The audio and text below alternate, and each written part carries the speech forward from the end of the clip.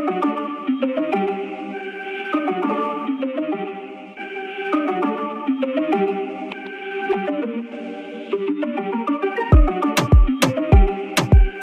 Friends, welcome to MRK mechanical. देखिए, ये आपका टॉप 100 इम्पोर्टेंट रिफाइनरी का क्वेश्चन है। जो प्लांट से क्वेश्चन बनते हैं, जो प्लांट वाले क्वेश्चन बनाते हैं, ठीक है। इससे पहले मैं आईयूसीएल या एचपीसीएल के लिए बहुत सारी वीडियो बना चुका हूँ, वो देख लेना। वो क्या है, वो आपके चैप्टर वाइज या बुक से लिए जाते हैं क्वेश्चन। लेकिन इसमें जो मैं कराऊंगा वो प्लांट से क्वेश्चन कराऊंगा। प्लांट से किस टाइप के क्वेश्चन पूछे जाते हैं, जो मशीन से रिलेटेड होते हैं, क्या क्या वर्क होता है वहाँ पे। तो ये आपका 30% पार्ट होता है, ठीक है। तो ये आपका, मैं आपको बता दूं, ये आपका है पार्ट ए, ठीक है। पार्ट ए करवा रहा हूँ, जिसमें 50 क्वेश्चन होंगे, ठीक है। 50 क्वेश्चन इसमें मैं कराऊंगा, 50 क्वेश्चन जो होंगे वो पार्ट बी में कराऊंगा।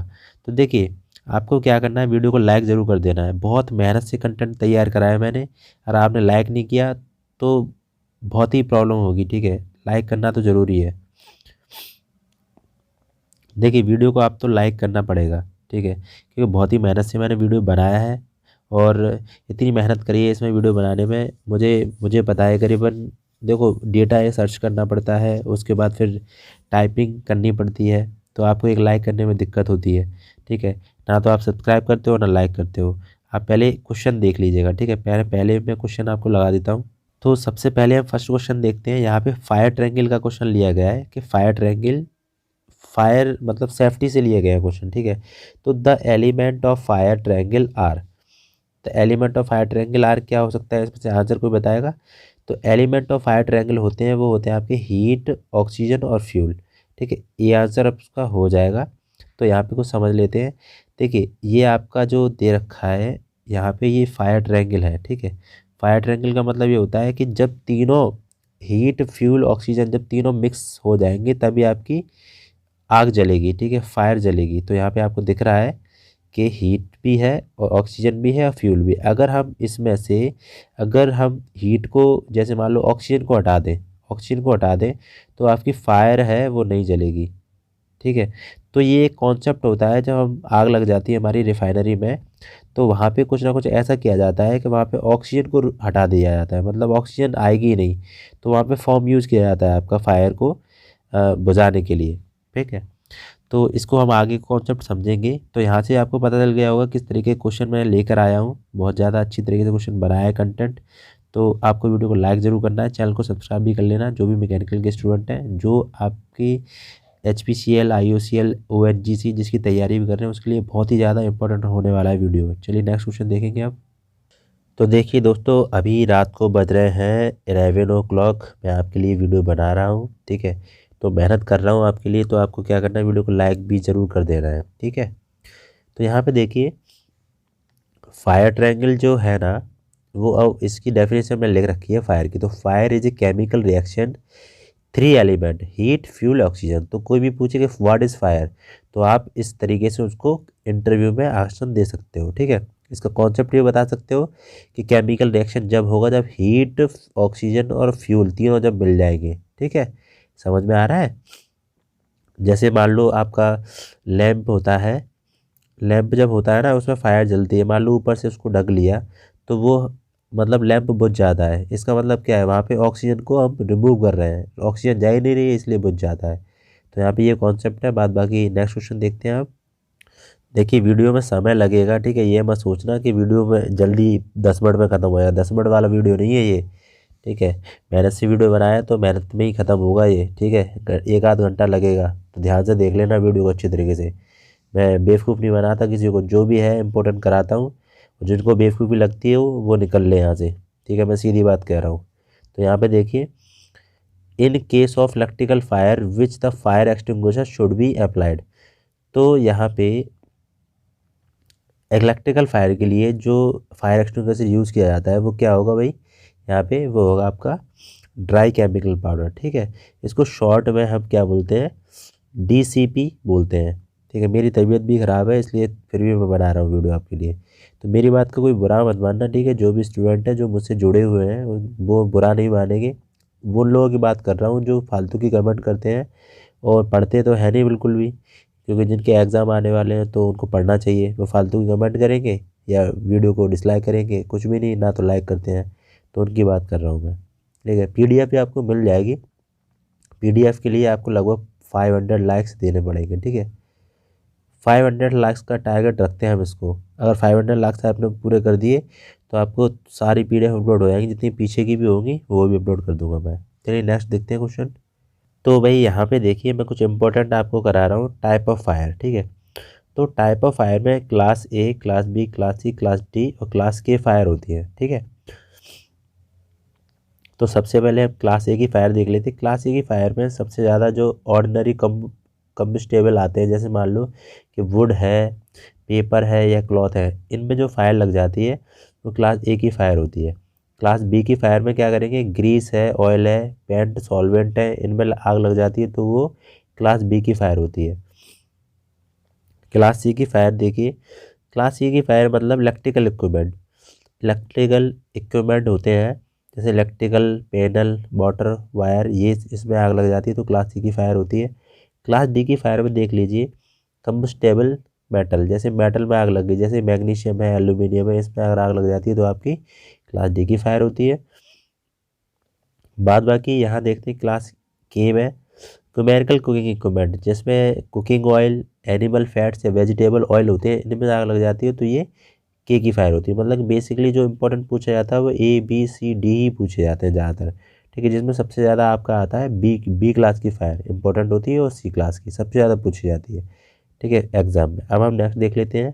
तो भाई यहाँ पे देखिए इलेक्ट्रिकल, ये हिंदी में लिख रखा है मैंने, ठीक है। इलेक्ट्रिकल फायर बुझाने हेतु अग्निशामक प्रयुक्त होता है।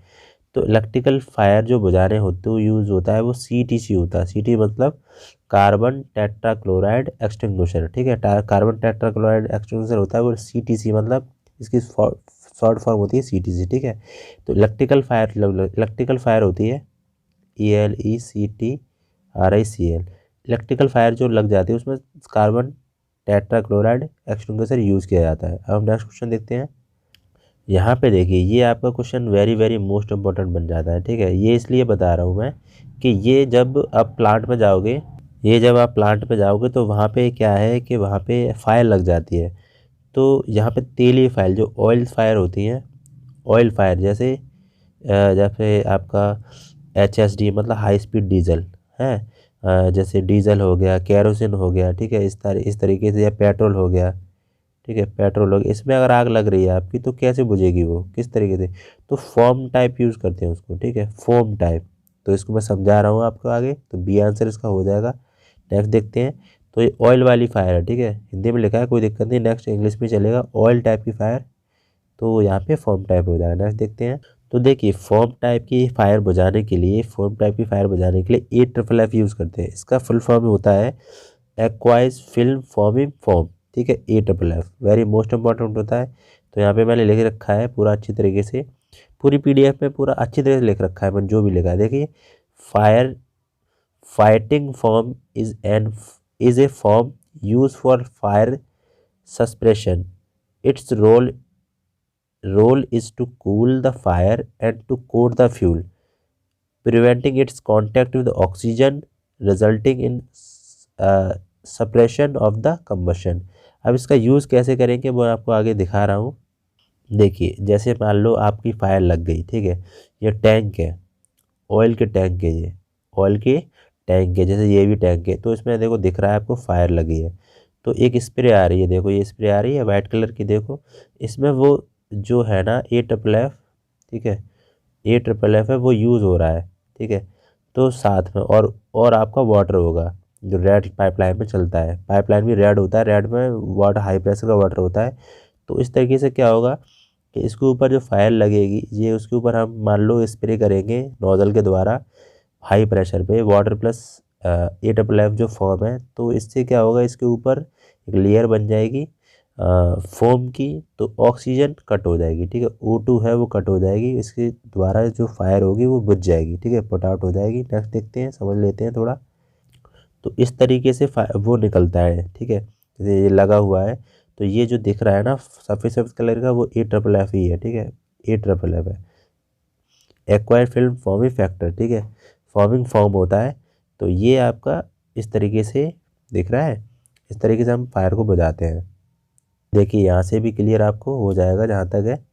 समझ में आ जाएगा कि जैसे मान लो ये तरीके का देखो लेयर बन गई है, ठीक है, ये आपकी AFFF की।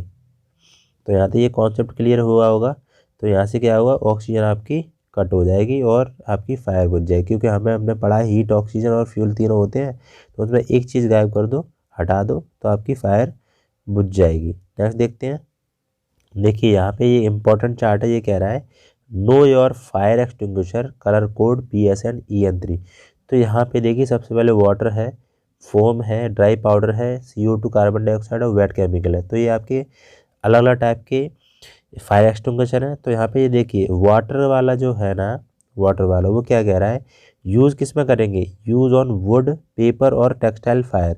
जैसे आपकी लकड़ी में आग लग जाती है, पेपर में लग जाती है, हम वाटर वाला फायर एक्सटिंग्विशर यूज़ करेंगे। तो ये क्या होता है, इसमें क्या है, नीचे देखिए do not use electrical fire और do not use for on flammable liquid fire. तो ये सिर्फ वुड के लिए और पेपर के लिए यूज़ होगा, ठीक है। फोम वाला देख लेते हैं। फोम वाले में क्या, use for would, paper, textile fire के लिए, use for flammable liquid fire के लिए। तो यहाँ पे जो दे रखा है डू नॉट के लिए रेड कलर में, do not on live electrical equipment और do not use on metal fire, ठीक है। Dry powder chemical DCP powder बोलते हैं। इसमें क्या होगा, use of wood, paper and textile fire, use of flammable liquid, use of gases fire, use of electrical fire और for use on all risk. तो ये सबसे ज़्यादा इंपॉर्टेंट हो जाता है, ठीक है। DCP पाउडर होता है एक तरीके का, ठीक है, जैसे सीमेंट का पाउडर होता है, एक तरीके का DCP पाउडर होता है। तो यहाँ पे कार्बन डाइऑक्साइड का देख लेते हैं, use of flammable liquid fire.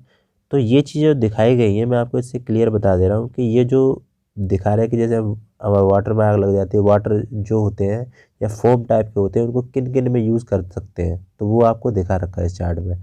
पढ़ लेना आराम से, बाद बाकी PDF मिल जाएगी। नेक्स्ट देखते हैं।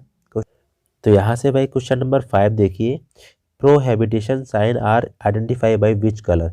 तो प्रोहेबिटेशन साइन जो होते हैं वो किस कलर से होते हैं भाई, तो वो होते हैं आपके रेड कलर, ठीक है, रेड कलर से होते हैं। आगे इनको समझेंगे अभी प्रोहिबिशन क्या होता है, तो थोड़ा क्लियर हो जाएगा। नेक्स्ट क्वेश्चन देखेंगे अब। तो देखिए यहाँ से आप समझ सकते हो अच्छी तरीके से, वीडियो छोड़ के जाना नहीं, पूरा 50 क्वेश्चन देखना, मज़ा आ जाएगा, मैं तो बता दे रहा हूँ। नहीं मज़ा आए तो डिसलाइक करके जाना, अच्छा लगे तो लाइक करके जाना, ठीक है। प्रोहिबिटेशन साइन जो होते हैं वो क्या होते हैं, समझ लो इसको, बहुत ज़्यादा इंपॉर्टेंट है। प्रोहिबिटेशन साइन होते हैं, ये कह रहा है you must not do, not do stop, मतलब वो कह रहा है कि इनको नहीं करना है, ठीक है। ये कह रहा है रेड मतलब स्टॉप। तो जैसे रेड वाला ये है, इसके बीच में एक डंडा खिंचा हुआ है, इसका मतलब नहीं करना है, ठीक है। प्रोहिबिटेशन मतलब नहीं करना, मीन स्टॉप। तो यहाँ से देखिए नो एडमिटेंस लिखा है, नो स्मोक लिखा है या नो डर्टी क्लॉथ लिखा है, तो इसका मतलब ये करना नहीं, ये प्लांट के अंदर ही चलेगा नहीं, ठीक है। मैंडेटरी मतलब होता है यू मस्ट डू, तुमको ये जरूर करना है, मैंडेटरी मतलब करना है। तो ब्लू साइन होता है मैंडेटरी का, ठीक है। ये साइन भी बहुत ज़्यादा इंपॉर्टेंट है। रेड कलर मतलब क्या है, प्रोहिबिटेशन का है, मैंडेटरी ब्लू है। तो इसमें कीप क्लियर है, जैसे मान लो हेड प्रोटेक्शन, आपको हेलमेट लगा के रखना है प्लांट के अंदर, ग्लोव्स पहन के रखना है, ठीक है, इस तरीके से होता है। नेक्स्ट देखते हैं वार्निंग। तो वार्निंग में क्या है, कॉशन, रिस्क और डेंजर। तो जिसमें क्या है येलो साइन होता है, वो भी ट्रायंगल का, ठीक है, याद रखना कि जो वार्निंग का जो होता है वो ट्रायंगल का होता है। जैसे मान लो डेंजरस वोल्टेज वाला ये साइन होता है, डेंजरस माइंड और फायर्ड, ठीक है, हेड, और डेंजरस फॉर्क लाइट, इस तरीके से ये कुछ दे रखे हैं। नीचे देखते हैं सेल्फ कंडीशन। सेल्फ कंडीशन मतलब यू सेफ वे, तुम्हें यहाँ पे सेफ रहना है, तो इसमें सेफ के लिए ग्रीन कलर यूज़ करेंगे। जैसे मान लो आपका फर्स्ट एड स्टेशन, जैसे मान लो एकदम से आपकी लग जाती है, चोट लग जाती है, तो फर्स्ट एड के लिए बहुत जल्दी आपका इलाज किया जाता है। इमरजेंसी कॉल के लिए ग्रीन हो गया, ठीक है, इमरजेंसी एग्जिट के लिए ये हो गया, इस तरीके से ग्रीन कलर यूज़ करते हैं। अब यहाँ पे क्लियर हो गया, चलिए अब नेक्स्ट देखते हैं, समझ लेते हैं। तो अब यहाँ से बता दोगे कि mandatory sign are identify by which colour. तो मैंडेटरी साइन मतलब जो तुमको करना है, जैसे हेलमेट पहनना है या मतलब शूज़ पहनने हैं, तो वो आपके ब्लू कलर से दिखाते हैं इसको, ठीक है। नेक्स्ट क्वेश्चन देखेंगे अब। तो यहाँ पे देखिए, यहाँ पे ये साइन दे रखा है, इसका मतलब पूछ रहा है what does this sign means, इस तरह के क्वेश्चन आते हैं। तो इसका मतलब क्या होगा, सेफ्टी बूट्स और safety shoes must be war, मतलब सेफ्टी बूट्स और सेफ्टी शूज़ आपको पहनना ज़रूरी है, अनिवार्य है, ठीक है। इसका मतलब हो गया, तो डी आंसर इसका हो जाएगा। नेक्स्ट क्वेश्चन देखेंगे भाई, हाथ से टाइप किया है ये मैंने बहुत मेहनत से, ठीक है, ऐसे ही नहीं हो जाती है टाइपिंग है, नहीं तो कोई टाइपिंग करके देखता है, मैं ही टाइपिंग कर रहा हूँ, मैं आपके लिए वीडियो बना रहा हूँ समझा के अच्छी तरीके से। तो भाई सब्सक्राइब कर लेना, बहुत मेहनत से बनाया है मैंने वीडियो, ठीक है। मेरी बात का कोई बुरा मत मानना, जो भी मैं मतलब कुछ कह देता हूँ ऐसा नहीं है कि आप बुरा माने, ठीक है। देखिए, what does the sign means, जो साइन है इसका मतलब क्या है, ये बताइए इसका मतलब क्या होगा। तो इसका मतलब हो जाएगा भाई, you must wear safety I protection. तो ये बहुत ज़्यादा ज़रूरी होता है, क्योंकि देखिए वहाँ पे पंप चलते हैं, तो पंप में बहुत ज़्यादा वाइब्रेशन होता है, तो आपको आई प्रोटेक्शन भी रखना है, और आपको जो ईयर प्रोटेक्शन होता है ना, ईयर प्रोटेक्शन, आई प्रोटेक्शन होता है, एक ईयर प्रोटेक्शन का भी होता है, हेडफोन लगाते हैं इस तरीके से, ठीक है, इस तरीके से होता है, या ईयर प्लग आते हैं, ऐसे लंबे लंबे टाइप के ईयर प्लग आते हैं, उसको कान में लगा लेते हैं, ठीक है। तो इसका जो आंसर होगा वो वही होगा, you must wear safety I protection, ठीक है, आई को हमको बचाना है। क्योंकि देखो मैं बता रहा हूँ, वहाँ पे एकदम से पेट्रोल फैल गया, एकदम से तुम बहुत सारा काम करते हो, पेट्रोल डीजल फैल गया, आंखों में चला गया, तो क्या करोगे, तो ये आई प्रोटेक्शन के लिए है। नेक्स्ट देखते हैं। अब भाई यहाँ पे इंपॉर्टेंट टॉपिक आ जाता है, वेरी मोस्ट इम्पॉर्टेंट। ये क्या है भाई, मैकेनिकल सील। मैकेनिकल सील जो लोग ट्रेनिंग कर रहे हैं, जो लोग पढ़ रहे हैं, ठीक है, उनको पता होगा, जो लोग नए हैं उनको नहीं पता होगा, ठीक है। तो मैं वही कह रहा हूँ कि ध्यान से पढ़ लेना, उसी में सही है, समझ जाओगे अच्छी तरीके से। तो यहाँ पे जो क्वेश्चन है, what is the function of mechanical seal.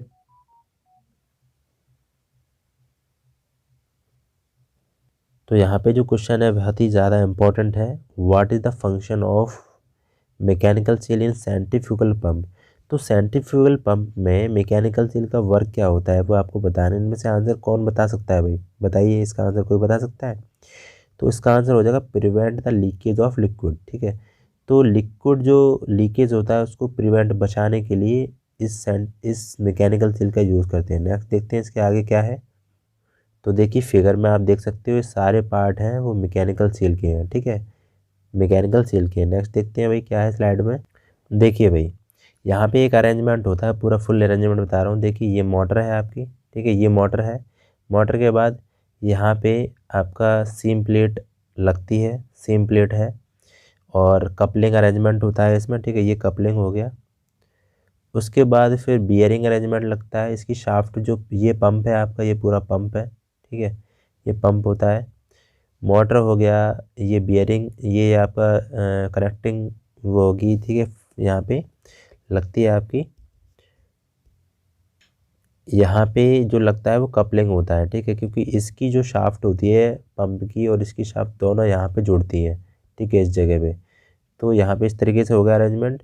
यहाँ देखो ये पंप का जो पोर्शन पूरा खुला दिखा दिया है इसने, तो ये जो मैकेनिकल सील है ना वो इस जगह पे लगती है, देखो इस जगह पे, ठीक है, इस जगह पे लगती है, क्योंकि यहाँ से ये फ्यूल, यहाँ से ये जो लिक्विड है ना इसके अंदर से वो ऐसे करके यहाँ से बाहर ना निकले, ठीक है, तो लीकेज को बचाने के लिए यहाँ से।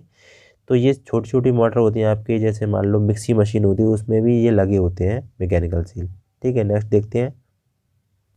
तो यहाँ से आप समझ जाओगे थोड़ा डीपली कि इस तरीके का अरेंजमेंट होता है आपका। ये तो पंप हो गया, इसमें ये सारी मैकेनिकल सील का वर्क, तो ये इसके अंदर ये एक से करके फिक्स हो जाएगी यहाँ पे।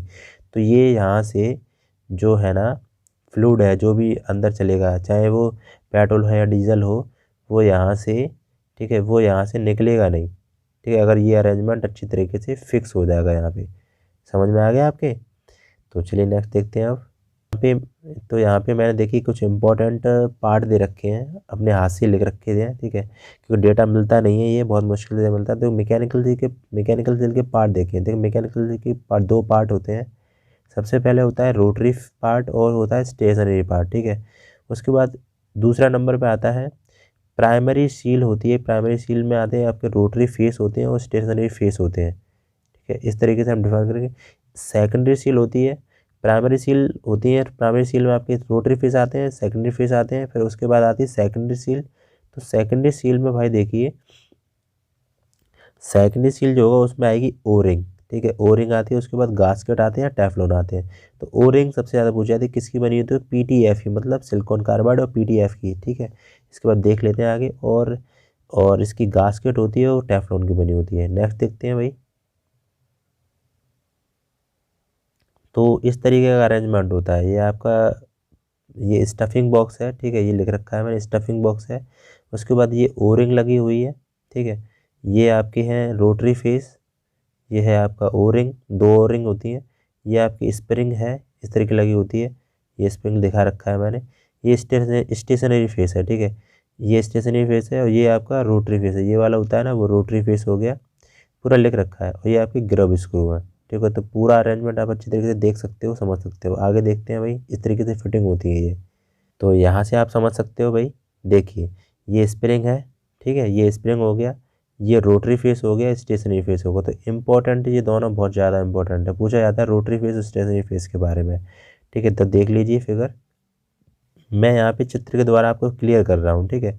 गास्केट यहाँ पे लगी हुई होती है, स्प्रिंग एक्चुएटर है, ओरिंग है ये, ठीक है। उसके बाद ये टोटल है आपका प्राइमरी सील फेस इलास्टोमर, ठीक है। नेक्स्ट देखते हैं। तो भाई यहाँ से क्वेश्चन बनता है, अब देखिए क्वेश्चन कैसे बनेंगे। Which part of mechanical seal is rotate with shaft. तो शाफ्ट के साथ कौन सा पार्ट मैकेनिकल सेल का रोटेट करता है, वो आपको इसका आंसर बताना है। तो देखिए रोटरी फेस जो होता है ना, रोटरी फेस, ठीक है, वो आपका शाफ्ट के साथ रोटेट करता है, रोटरी पार्ट, ठीक है। नेक्स्ट क्वेश्चन देखेंगे। ये कह रहा है भाई कि which part make tension in mechanical. तो मैकेनिकल सीन में कौन सा पार्ट टेंशन करता है। तो भाई टेंशन करने के लिए देखिए ये जो है ना आपकी स्प्रिंग, यही टेंशन करेगी कि यही इसकी ये ऐसे करके पुश होगी वहाँ पे, ठीक है, ये ऐसे फंक्शन होगा पंप का। तो वहाँ पे ये पुश होगी, क्योंकि अगर पुश नहीं होगी तो यहाँ से लिक्विड यहाँ से निकलने लगेगा, ठीक है। तो ये क्या हो जाएगा भाई, इसका आंसर हो जाएगा सी, स्प्रिंग। चलिए नेक्स्ट क्वेश्चन देखते हैं अब। यहाँ पे देखिए मैंने पूरा पूरा क्लियर करके बताया अच्छी तरीके से आपको, ठीक है, तभी इसमें टाइम लग जाता है पीडीएफ बनाने में। विच part of mechanical seal is fitted in stuffing box. तो विच कौन सा पार्ट हम मैकेनिकल सील का स्टफिंग बॉक्स में फिट करते हैं, वो आप इसका आंसर बताइए, कौन बता सकता है भाई। तो देखिए स्टफिंग बॉक्स में आपका स्टेशनरी फेस होता है ना, उसको हम फिक्स करते हैं स्टफिंग बॉक्स के अंदर। तो मैंने आपको बताया था। तो यहाँ पे आप देख सकते हो कि स्टेशनरी फिक्स ये है, रोटेटरी फेस ये है और स्प्रिंग ये है, ठीक है। तो मैकेनिकल सेल के अंदर जो स्टफिंग बॉक्स होता है, ठीक है, स्टफिंग बॉक्स होता है, उसको हम स्टेशनरी फेस होता है उसमें फिट करते हैं। नेक्स्ट देखते हैं। तो भाई ये बहुत ज़्यादा इंपॉर्टेंट क्वेश्चन है, ये आपका हल्दिया रिफाइनरी पूछा गया था IUCL में। ये सारे क्वेश्चन पूछे गए हैं, ठीक है, ऐसी बात नहीं है, मैंने इसको ऐसे ही थोड़ा ना तैयार कर रखा है, ये इंपॉर्टेंट क्वेश्चन है। तो ये देखिए which material use to make O ring of mechanical seal. तो ओरिंग जो होती है ना इस टाइप की, ये किसकी बनी होती है। तो ये विटॉन, VITON, PTFE और सिलिकॉन, ऑल ऑफ दिस, ठीक है। तो ये कुछ मटेरियल होते हैं, उनकी ये बनी होती हैं ओरिंग, ठीक है, बहुत ही ज़्यादा महंगी होती है ये, ठीक है। नेक्स्ट देखते हैं। तो यहाँ पे देखिए question, which is known as secondary seal in mechanical. तो सेकेंडरी सील भाई कौन सी होती है, ओरिंग होगी, स्प्रिंग होगी, PTFE होगी। तो देखिए सेकेंडरी सील जो होती है वो ओरिंग ही होती है, ठीक है, ओरिंग। नेक्स्ट देखते हैं। ये क्वेश्चन IUCL में पूछा गया था, मुझे जहाँ तक याद है ये IUCL में पूछा गया था। Which is purpose of grub screw in mechanical. तो ग्रब स्क्रू का फिगर भी दे रखा था। तो ग्रब स्क्रू छोटे छोटे से होते हैं। तो यहाँ पे आंसर क्या होगा इसका बताइए, आंसर कोई बताएगा। तो इसका आंसर हो जाएगा locking the mechanical seal of shaft. तो शाफ्ट के अंदर अगर हम इसको मैकेनिकल सील को शाफ्ट के अंदर अगर फिट करेंगे, लॉक करेंगे, तो ग्रब स्क्रू का यूज़ करेंगे, ठीक है, ग्रब स्क्रू का यूज़ करेंगे। नेक्स्ट देखते हैं। तो भाई यहाँ से वाल्व शुरू हो जाता है, ठीक है, वाल्व। तो जो भी क्वेश्चन मुझे इंपॉर्टेंट लगे वो मैंने यहाँ पे करवा रहा हूँ, मैं आपको 50 क्वेश्चन ए पार्ट में करवाऊँगा। तो यहाँ देखिए, यहाँ क्या कह रहा है, what is the function of A butterfly valve. तो बटरफ्लाई वाल्व जो होता है उसका फंक्शन क्या होता है, कोई बताए। तो इसका फंक्शन होगा फ्लो रेगुलेशन, ठीक है। तो बेसिकली जो वाल्व जो होते हैं उसको फ्लो को कंट्रोल करने के लिए यूज़ किए जाते हैं। जैसे मान लो आपका कोई पाइप है, ठीक है, इस तरीके से है, और यहाँ से एक और पाइप में जॉइंट कर दे रहा हूँ, यहाँ पे लगा दे रहा हूँ वाल्व, ठीक है, इस तरीके का मान लो ये वाल्व लग गया, ठीक है, ये आपका मान लो वाल्व लग गया। तो ये वाल्व लग गया, तो यहाँ से ये फ्लो है ना, अगर इसको इस तरीके से स्टेम लगा हुआ होगा इसके अंदर, ठीक है, इस तरीके से स्टेम लगा हुआ होगा, तो ये इसको क्लॉकवाइज मान लो इसको घुमाते हो तो ये ऊपर ऊपर नीचे जाता है, ठीक है, टू एंड फ्रो। तो फ्लो जैसे ऊपर जाएगा तो ये फ्लो चलने लगेगा इस तरीके से, ठीक है, समझ में आ रहा है। तो बेसिकली फ़्लो को कंट्रोल करने के लिए वाल्व का यूज़ किया जाता है। तो ये बटरफ्लाई वाल्व कुछ अलग टाइप का वाल्व है। नेक्स्ट देखते हैं। तो बटरफ्लाई वाल्व के बारे में कुछ डेफिनेशन लिख रखी है, आप पढ़ सकते हो उसको। देखिए, butterfly valve is used for flow regulation in large diameter pipe, ठीक है। इस spool valve is used for hydraulic control valve is used to for on off control pipe without pressure drop, ठीक है। तो विदाउट प्रेशर ड्रॉप के हम इसको use कर सकते हैं। नेक्स्ट देखते हैं। तो यहाँ पे देखिए इंपॉर्टेंट क्वेश्चन है ये, which of the following valve is use to better for on control. तो यहाँ पे ये कह रहा है कि इसमें से कौन सा वाल्व है जो बेटर कर सकते हैं ऑन ऑफ कंट्रोल के लिए। तो बॉल वाल्व होता है, ठीक है। इसके अंदर एक बॉल सी लगी होती है, ये आपने बहुत बार यूज़ करा होगा, पाइप में घरों में भी यूज़ करा जाता है। तो यहाँ पे एक तरीके की बॉल लगी होती है इसके अंदर, ठीक है। तो बॉल वाल्व को हम एक better for on off control के लिए यूज़ करते हैं। नेक्स्ट देखते हैं। रेलवे में भी ये सबसे ज़्यादा यूज़ करे जाते हैं। तो यहाँ पे आप पढ़ सकते हो, butterfly valve is on off flow regulation, plug valve involve pressure drop during on off control, ball valve involve on off control without pressure drop, it has ideal quick shut off since 90 turn offer complete shut off the angle. तो हम इसको quick कर सकते हैं जल्दी से, ऐसे जैसे मान लो इसको इधर घुमाया हमने, ठीक है, तो मान लो बंद हो गया, ठीक है, इसको इधर इधर घुमाएंगे तो चालू हो जाएगा, ऑन हो जाएगा, ठीक है। तो क्विक कंट्रोल कर सकते हैं। ये भाई क्वेश्चन HPCL 2020 में पूछा गया था, किसी को पता हो, शायद जो पेपर देने गए थे उनको पता होगा। मुझे कुछ क्वेश्चन मिले थे तो मुझे पता चला, ठीक है, किसी ने बताया था। तो देखना, ये HPCL में पूछा गया था। तो यहाँ पे पूछ रहा है कि check valve also called as. तो चेक वाल्व होता है वो नॉन रिटर्न वाल्व होता है, ठीक है, नॉन रिटर्न वाल्व। इसको भाई कैसे समझोगे आप। तो नॉन रिटर्न वाल्व होता है यहाँ पे देखिए क्या कह रहा है, ये समझ लीजिए, थोड़ा सा डेफिनेशन इसकी हो सकती है थोड़ी। तो देखिए, check valve is also called as non return valve because it's allow flow in just one direction. Gate flow gate valve use to on off control with low pressure drop. Knife valve is similar to gate valve. देखिए, इसमें दो valve दे रखे हैं मैंने definition में आपको, यहाँ से लेके यहाँ तक तो गेट वाल्व के दिया है, और यहाँ से लेके यहाँ तक आपका दे रखा है चेक वाल्व। तो चेक वाल्व में सिर्फ हम वन फ्लो कर सकते हैं, ठीक है, वो कह रहा है वन डायरेक्शन में फ्लो कर सकते हैं, बैक प्रेशर नहीं लगेगा इसमें। जैसे मान लो इधर से वाटर जा रहा है, ठीक है, और इधर से निकल रहा है ना, यहाँ से निकल रहा है। लेकिन अगर कोई भी कंडीशन ऐसी हुई जैसे इधर से वाटर प्रेशर बन गया इधर से पीछे की तरफ, तो ये आपका इधर अंदर की तरफ बंद हो जाएगा, ये इधर प्रेशर नहीं जाएगा। क्लियर हो रहा है, एक ही डायरेक्शन में फ्लो करेगा, ठीक है। अब बैक प्रेशर जैसे लगता है, मान लो कैसे भी करके बैक प्रेशर लग जाता है, तो ये यहाँ पे बंद हो जाएगा, तभी इसको बोलते हैं हम चेक वाल्व, ठीक है, या NRV भी बोलते हैं इसको, नॉन रिटर्न वाल्व। क्लियर हुआ। नेक्स्ट देखते हैं। तो भाई यहाँ पे क्वेश्चन देखिए, इंपॉर्टेंट क्वेश्चन है, what is the other name of the plug valve. तो प्लग वाल्व का जो अदर नेम है वो भाई बताइए क्या हो सकता है। तो प्लग वाल्व का जो अदर नेम है वो स्लिम वाल्व है, ठीक है, SLIM, स्लिम वाल्व। नेक्स्ट देखते हैं। यहाँ पे प्लग वाल्व के बारे में थोड़ा देख लीजिए। Plug valve is also called as slim valve and it is use for on off control but with little pressure drop. Needle valve, अब यहाँ से दूसरा वाल्व है, निडल वाल्व और होता है एक छोटा सा। Needle valve use for accurate flow, poppet valve is commonly use for piston engine, ठीक है। तो ये करके कुछ इंपॉर्टेंट क्वेश्चन दे रखा है। नेक्स्ट देखते हैं।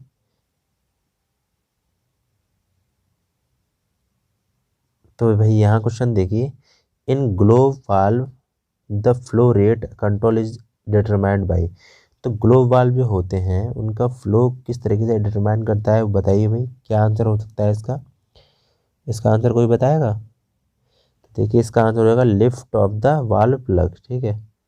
तो ग्लोव वाल्व के बारे में थोड़ा देख लेंगे।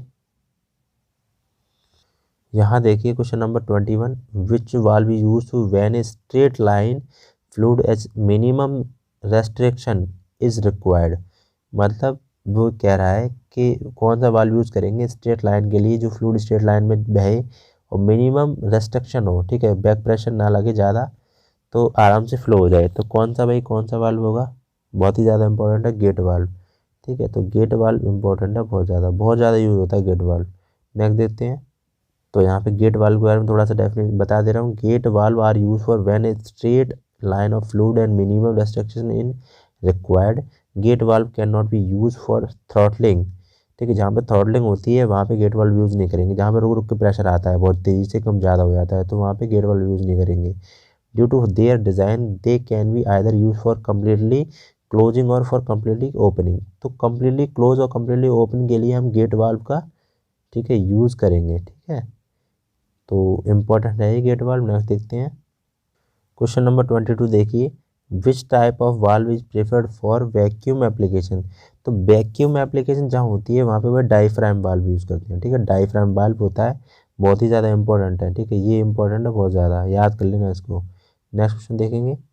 तो भाई इसको थोड़ा सा समझ लीजिए। देखिए डाईफ्राम वाल्व का एक आपको फिगर बना के दिया है मैंने यहाँ पे। तो देखिए, diaphragm valve are use for vacuum application. This is because this are well suited for service in application where tight closure in important. This tight closure feature make them suitable for vacuum application. तो यहाँ पे देखिए ये जो valve लगा हुआ है इस तरीके का फंक्शन। ठीक है, तो ये नीचे पुशअप होता है, उसके बाद ये यहाँ तक चिपक जाता है इसमें एरिया में, तो ये बंद हो जाता है एकदम। ठीक है, तो इस तरीके के आपको यहाँ से फ्लो होगा वो रुक जाएगा। नेक्स्ट क्वेश्चन देखेंगे। और यहाँ पे जो लगा हुआ है वो भाई है क्या, वो रबर लीनियर डायफ्राम वाल्व होता है, रबर टाइप का लगा हुआ होता है। नेक्स्ट क्वेश्चन देखेंगे भाई। तो ये क्वेश्चन बहुत ही ज़्यादा इंपॉर्टेंट हो, very very very most important. इस क्वेश्चन को तैयार कर लेना पूरे अच्छी तरीके से। देखिए क्यों इंपॉर्टेंट है। ये कह रहा है the correct identities for the 4 control valve type show below are in order from left to right. तो लेफ़्ट से राइट, जहाँ से लेफ़्ट से राइट तक मतलब हमें जाना है और करेक्ट ऑर्डर बताना है कौन कौन। तो सबसे पहले ये वाला जो वाल्व है, पता देखो सिंगल सिंगल भी पूछा जा सकता है, इसलिए ये चारों में एक में दे दिए हैं। ठीक है, सिंगल सिंगल तुमसे पूछ लिए जाएंगे और पूछेंगे कि भाई ये वाला वाल्व कौन सा है, बताओ ये वाला कौन सा है, ये वाला कौन सा है, ये वाला कौन सा है।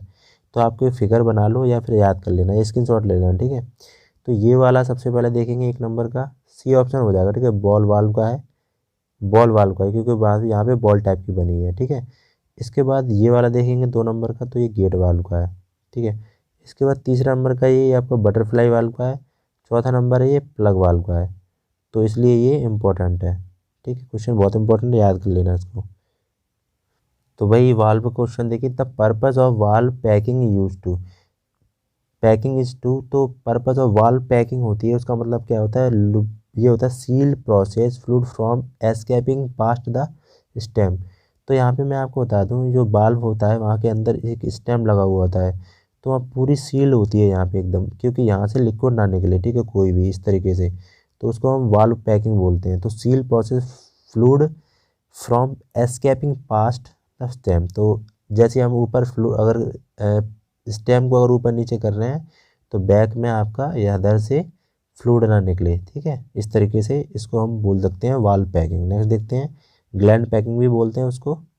तो देखिए यहाँ पे सेंट्रीफ्यूगल पंप में आपको वर्क करवा चुका हूँ, ऐसी बात नहीं, बहुत सारी वीडियो में, ज़रूरी नहीं है कि इसमें ही मैं कराऊंगा, लेकिन जो क्वेश्चन मिले हैं मुझको अजीब से तो वो मैं करा। सेंट्रीफ्यूगल पंप इज ए, तो सेंट्रीफ्यूगल पंप है वो आपका टर्बो मशीनरी है। नेक्स्ट क्वेश्चन देखेंगे अब। तो भाई यहाँ पे देखिए, main function of centrifugal pump are.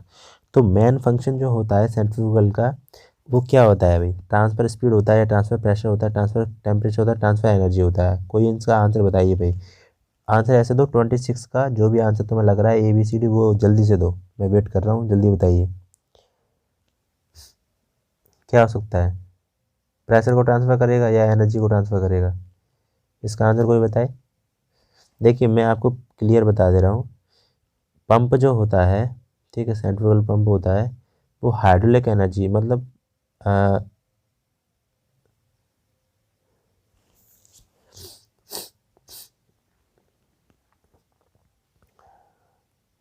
Pump जो होता है ना सेंट्रीफ्यूगल पंप, वो क्या करता है, उसका फंक्शन बता रहा हूँ।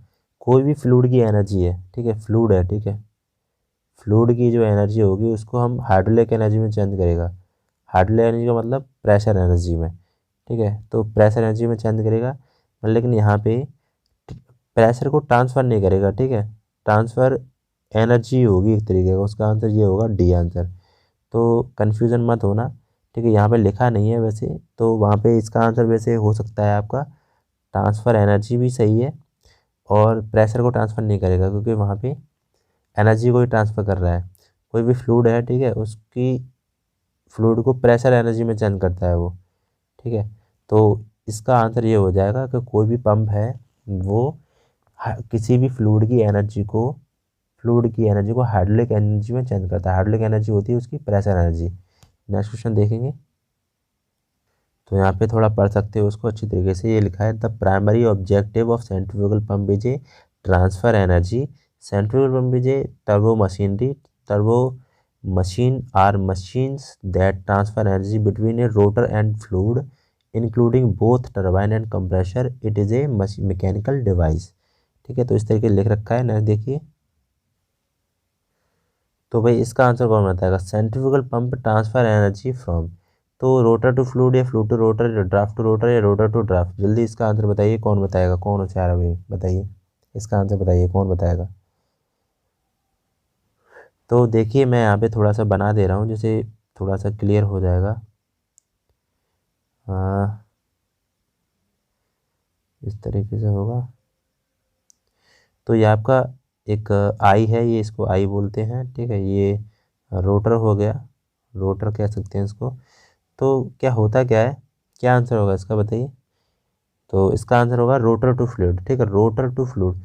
तो ये रोटर है, रोटर पे कोई भी एनर्जी जाएगी फ्लूइड की यहाँ से, ठीक है, रोटर पे जाएगी। उसके बाद फिर फ्लूइड की एनर्जी ऐसे करके जाएगी, ठीक है।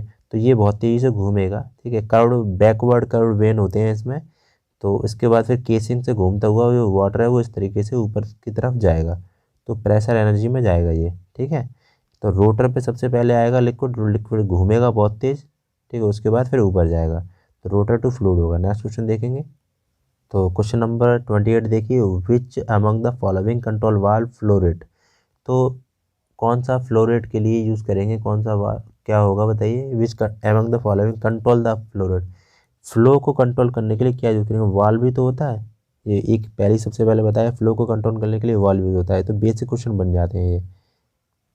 तो यहाँ क्वेश्चन देखिए, वेरी मोस्ट इंपॉर्टेंट है ये क्वेश्चन। क्वेश्चन देखिए, pump transfer the mechanical energy of a motor और an engine into of a fluid.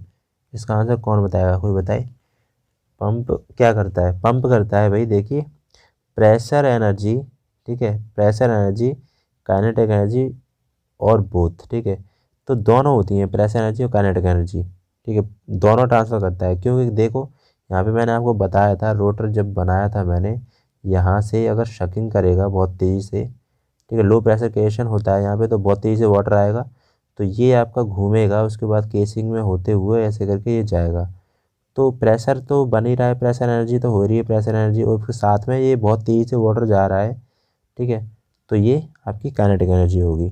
Kinetic तो दोनों होगी, प्रेशर एनर्जी और काइनेटिक एनर्जी। नेक्स्ट क्वेश्चन देखेंगे, क्वेश्चन नंबर 30 देखिए, इंपॉर्टेंट है। Which of the following is not a type of positive displacement pump.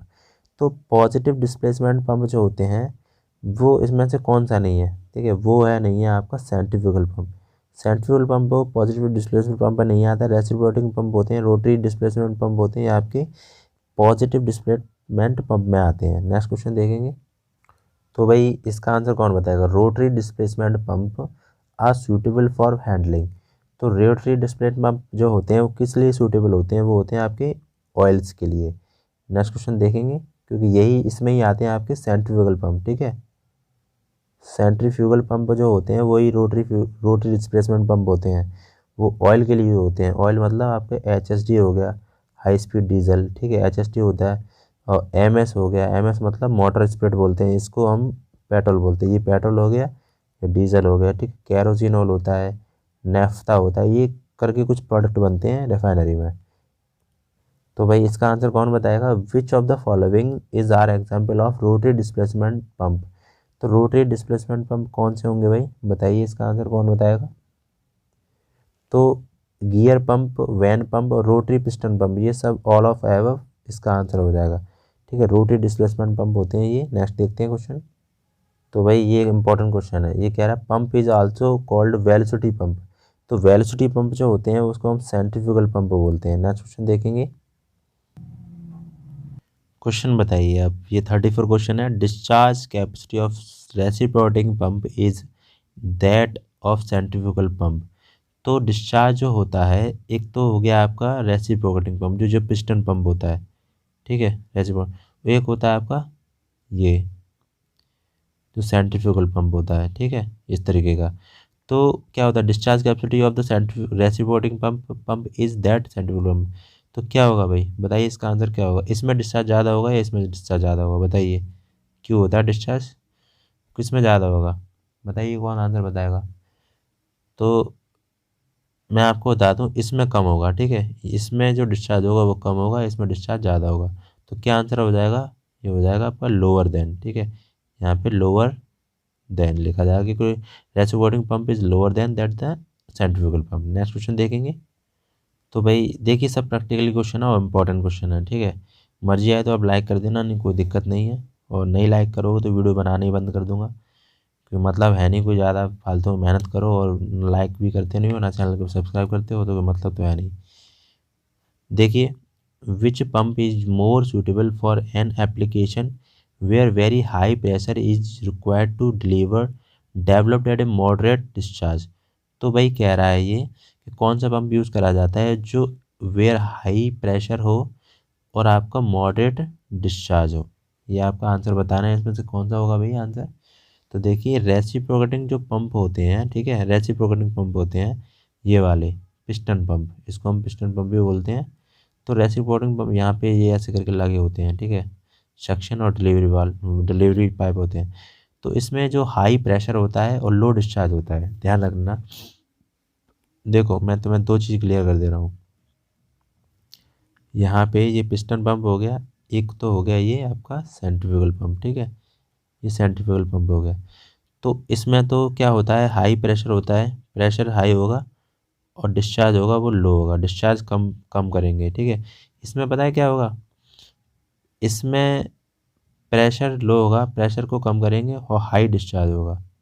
दो condition आप याद कर लेना, सेंट्रीफ्यूगल कंडीशन के लिए और ये आपका रेसिप्रोकेटिंग कंडीशन। तो यहाँ पे जो इसका आंसर जो होगा वो रेसिप्रोकेटिंग हो जाएगा, क्योंकि वो बोल रहा है हाई प्रेशर और मॉडरेट डिस्चार्ज या low discharge.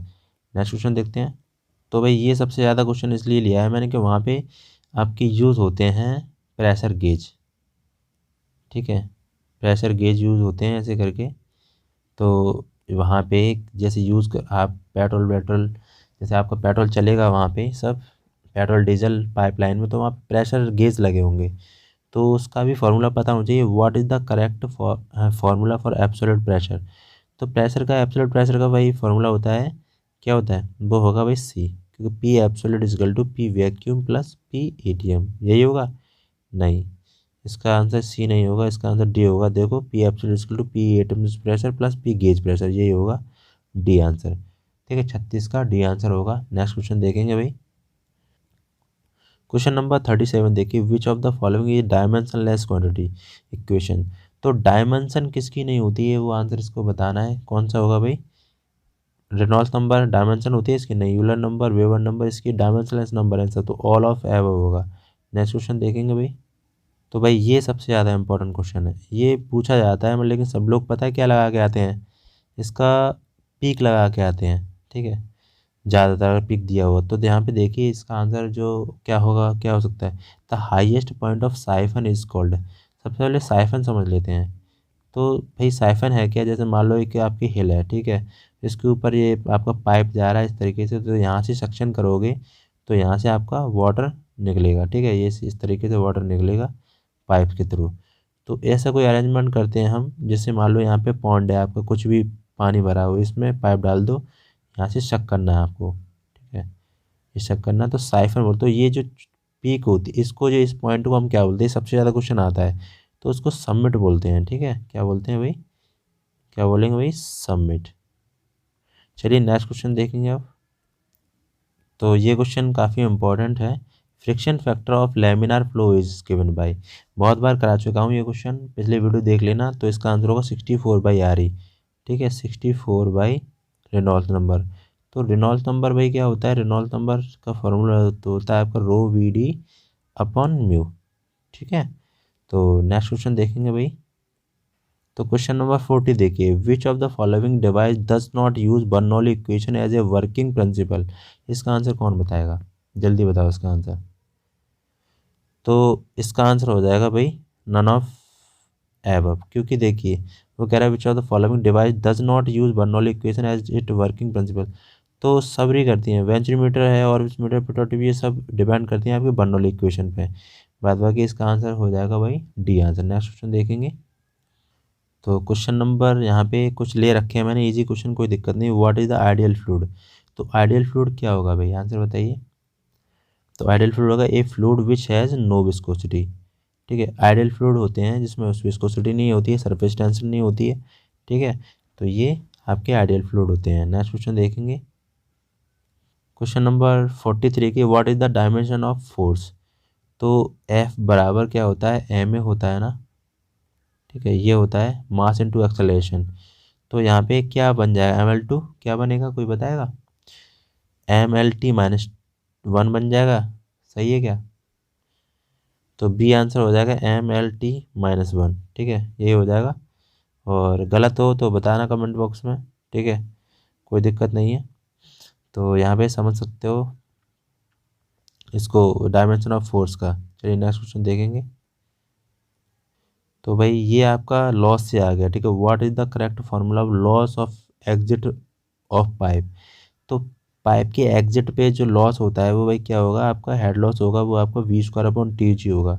We square upon two, Darcy formula होता है वो क्या होता है, 4FL we square upon 2GD। ये भी आपका head loss due to friction के कारण होता है, वो उसके आपको डार्सी फार्मूला से बहुत सारे क्वेश्चन बन जाते हैं। नेक्स्ट क्वेश्चन देखेंगे। तो क्वेश्चन नंबर 44 देखिए, very most important, minor loss occur due to. Minor loss जो होते हैं वो क्या होते हैं भाई, वो sudden enlargement in pipe, sudden contraction in pipe या बैंड इन पाइप, ये सब ऑल ऑफ है वो इसका आंसर हो जाएगा। ये माइनर लॉस होते हैं। ठीक है, एक मेजर होते हैं एक माइनर होते हैं। तो ये मैंने आपको बताया था क्वेश्चन, ये भी काफ़ी इंपॉर्टेंट है। What is the Darcy Weisbach formula for heat loss due to friction. तो यहाँ पे हीट लिख गया है वो गलत हो गया, head loss, HEAD head loss लिखा जाएगा, कोई दिक्कत नहीं। For Darcy coefficient friction F, तो क्या मैंने बताया था आपको 4FL वी स्क्वायर अपॉन 2 तो सी आंसर हो जाएगा। ठीक है, नेक्स्ट क्वेश्चन ये सब जानते हैं। तो ये दूसरा टाइप का क्वेश्चन है, ये भी इंपॉर्टेंट है बहुत ज़्यादा। एक तो 64/R ही निकला था, ये देखिए coefficient of friction laminar flow given as where Reynolds number RE। तो यहाँ पे हो जाएगा 16/RE। तो दोनों दोनों जो क्वेश्चन थे 64/RE वो, तो ये दोनों इंपॉर्टेंट है, दोनों आपको याद कर लेने क्या क्या क्वेश्चन है अच्छी तरीके से। तो यहाँ पे देखिए वेरी वेरी मोस्ट इम्पोर्टेंट। ठीक है, ये मोस्ट इम्पोर्टेंट क्वेश्चन है। Below diagram shown the velocity distribution of a fluid flow through a pipe for a laminar, what is the ratio of maximum velocity to average velocity। तो वो पूछ रहा है कि रेशियो पूछ रहा है मैक्सिमम वेलोसिटी में और एवरेज वेलोसिटी में। तो एक फॉर्मूला आपने पढ़ा होगा, V average is equal to V max upon two. ठीक है, ये पढ़ा है ना। तो दो है ना, अब मैक्सिमम वेलोसिटी ये दो है ना, मैंने इधर कर दिया तो क्या आया यहाँ पे निकल के, दो is equal to maximum upon average, यही तो आया। तो मैक्सिमम वेलोसिटी और एवरेज वेलोसिटी का जो क्या निकलेगा भाई, कोई बताएगा। तो इसका आंसर जो निकलेगा वो बी निकलेगा, दो, क्योंकि दो आ गया ये। ठीक है, तो रेशियो तो पूछा है maximum velocity upon average velocity का। नेक्स्ट क्वेश्चन देखेंगे, ये इंपॉर्टेंट है, फिर दोबारा बता दे रहा हूँ।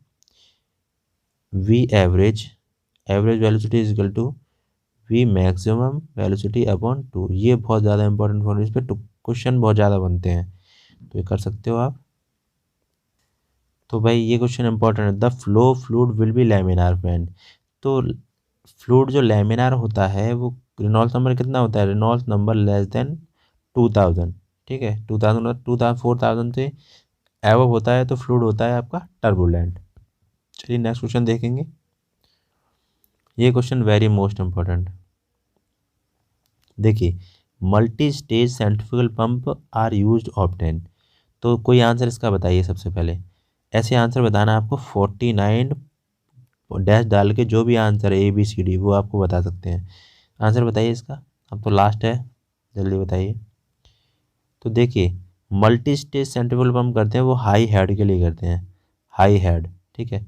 हेड का मतलब होता है टैंक में आप कितने तक आपको ये भर रहे हो, ठीक है, आपको फ्लूइड भर रहे हो, तो वो हेड हो गया, ठीक है। हाई हेड मतलब यहाँ तक अगर भर रहे हो तो लो हेड हो गया, यहाँ तक भर रहे हो तो हाई हेड हो गया, ठीक है। तो ये होता है हेड। अब देख लीजिए, मान लो एक सेंट्रीफ्यूगल पंप चल रहा है आपका, एक सेंट्रीफ्यूगल पंप चल रहा है, तो वो तो कम फ्लो देगा, ठीक है, जिसको हमें पहुंचाना है मान लो, वो कम फ्लो करेगा। मान लो कि एक ही पंप में मैंने मान लिया इतना बड़ा पंप बना लिया, उसमें एक ही में मैंने 5 इम्पेलर लगा दिए, 3 लगा दिए, 3 मान लेते हैं, 3 का एग्जाम्पल ले ले रहे हैं, ठीक है। तो 3 का एग्जाम्पल ले रहे हैं, तो तीनों एक साथ चलेंगे, तो मतलब जैसे मान लो ये भी पावर बना रहा है, ठीक है, ये भी पावर बना, ये भी पावर बना रहा है, ये भी पावर, तो बहुत ज़्यादा पावर इकट्ठी हो जाएगी, ठीक है। तो ये क्या करेंगे कि हाई हेड, मतलब हाई हेड बनाएंगे, बहुत ज़्यादा मात्रा में क्वांटिटी ऑफ फ्लो को ले जाएंगे, ठीक है। समझ रहे हो ना। एक सिंगल एम्पेलर जैसे मान लो आपका मान लो कि 10 किलो लीटर पर आवर ले जाता है, एक एग्जांपल। तो तीनों अगर एम्पेलर एक साथ चलेंगे तो 30 किलो लीटर पर आवर हो जाएगा कि नहीं। इस तरीके का एग्जांपल से आप समझ सकते हो। चलिए नेक्स्ट क्वेश्चन देखेंगे अब। तो भाई very most most important question है ये। The efficiency of centrifugal pump is maximum when its blade are, बहुत बार बता चुका हूँ, बेंट बैकवर्ड होते हैं। तो बेंट बैकवर्ड का मतलब क्या होता है, थोड़ा सा समझ सकते हो आप। इस तरीके का मान लो आपका ब्लेड है, ठीक है, इस तरीके का। तो पानी यहाँ पे जा रहा है, ये पानी है, ठीक है, इसको ये पुश करेगा इस तरीके से, ठीक है। एक बार फिर समझ लीजिए, ये आपका ब्लेड है, मैं तो बड़ा बना दे रहा हूँ इस तरीके का। तो जो पानी है ना वो ये है, ठीक है, ये वाटर है, तो ये इस डायरेक्शन में चलेगा। तो बेंट बैकवर्ड इस तरीके से होगा, ठीक है। फॉरवर्ड ब्लेड बेकार होते हैं, बेंट बैकवर्ड होता है वो बहुत ही ज़्यादा अच्छा मतलब फ्लो को प्रेशराइज करता है, ठीक है। तो यहाँ पे जो बेंट बैकवर्ड है C, वो इसका आंसर हो जाएगा। और नेक्स्ट देखते हैं। तो आई होप आपको वीडियो अच्छा लगा होगा, मेरी मेहनत अच्छी लगी होगी, ठीक है, मैंने बहुत मेहनत करके आपको वीडियो बनाया है। तो नेक्स्ट पार्ट बी में मिलेंगे हम, ठीक है। नेक्स्ट पार्ट बी के लिए आपको वेट करना पड़ेगा, मुझे बताना। नेक्स्ट पार्ट के लिए आपको इसको 500 लाइक करना पड़ेगा, 500 लाइक करिए, PDF ही मिल जाएगा आपको। नेक्स्ट पार्ट जितनी जल्दी लाइक करोगे, जितनी ज़्यादा शेयर करोगे, शेयर तो करना है तभी पार्ट बी मिल पाएगा। तो पार्ट बी के लिए मैंने क्वेश्चन तैयार कर रखे हैं कुछ इंपॉर्टेंट, जिसमें बियरिंग है, ठीक है, और आपका बियरिंग हो गया, कंप्रेशर हो गया, इंजन से रिलेटेड क्वेश्चन है जो जो रिफाइनरी में वर्क होता है, स्टेनर है, ठीक है, सीलेंट है, ठीक है, ये तरीके के हैं। और ये जैसे आपका स्कैडा है, तो ये इस तरीके से आपको क्वेश्चन मिलेंगे वहाँ पे बहुत ज़्यादा इंपॉर्टेंट। तो पार्ट बी में मैंने बना रखा है, तो आपको बस शेयर कर देना है, जितनी जहाँ जगह जहाँ मिले ग्रुप में वहाँ पे शेयर करना है। और चैनल को सब्सक्राइब भी कर लेना जो भी स्टूडेंट हैं जो नए हैं। और चलिए मिलता हूँ नेक्स्ट वीडियो में, तब तक के लिए जय हिंद।